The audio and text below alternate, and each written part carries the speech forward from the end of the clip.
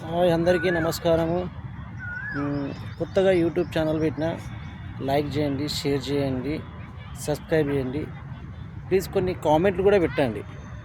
ఎందుకంటే కొత్తగా పెట్టినా కదా, ఏమైనా తప్పులు ఇట్లా ఉంటే ఏమన్నా కొంచెం నాకు మోటివేషన్ అవుతుంది మీరు పెట్టే కామెంట్స్ వల్ల. ఓకే, ఈరోజు టాపిక్ ఏంటంటే ఒక తండ్రి తండ్రి బాధ్యత తండ్రి బాధ్యత ఏంటంటే తన కొడుకు అనేవాడు ఇలా ఉండాలని ప్రతి క్షణం ఆలోచిస్తాడు. నా కొడుకు భవిష్యత్తు ఇలా ఉండాలి, అలా ఉండాలి. కొడుకు చిన్నప్పటి నుంచి కొడుకు పట్ల శ్రద్ధగా ఉంటాడు.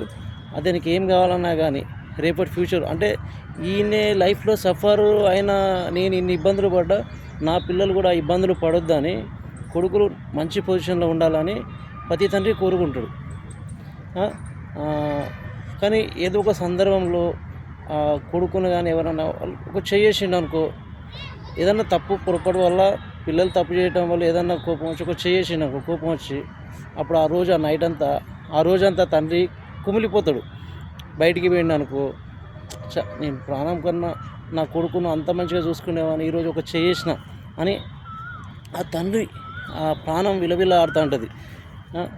మళ్ళీ ఆ రోజు నైట్ కూడా వాడు పండుకున్న తర్వాత కూడా అనవసరంగా వీని మీద చేసిన, సరే చిన్నపిల్లాడు కదా తెలిసి తెలియక తప్పు చేసిండు అని మనసుకు చెప్పుకుంటాడు. కానీ నేను చేయొద్దు కదా అని కుమిలిపోతాడు.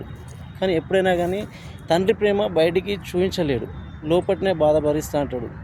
తండ్రి ఎప్పుడైనా కానీ నేను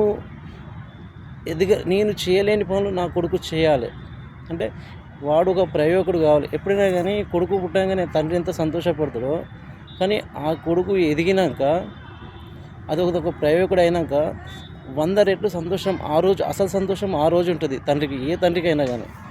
ప్రతి తండ్రి కష్టపడేది చేసేది తన పిల్లల కోసమే. తను తల్లిదండ్రి బతికి ఉండేది కూడా వాళ్ళ పిల్లల కోసమే. కానీ ఆ పిల్లలు తల్లిదండ్రుల గురించి ఆలోచించాలి. నేను ఏంటంటే కొంచెం వీడియో నాకు కొంచెం చేయరాట్లేదు, నాకు కొద్దిగా సపోర్ట్ చేయండి. ఎందుకంటే నాకు మోటివేషన్ అవుతుంది. లైక్ కొట్టండి, షేర్ చేయండి, సబ్స్క్రైబ్ చేయండి, కామెంట్ కూడా పెట్టండి. నాకు కొన్ని కామెంట్ పెట్టండి ఎట్లాంటి వీడియోలు చేయాలి, ఏం చేయాలని. Please, thank you. మళ్ళీ నెక్స్ట్ వీడియోలో కలుద్దాము. Okay, bye.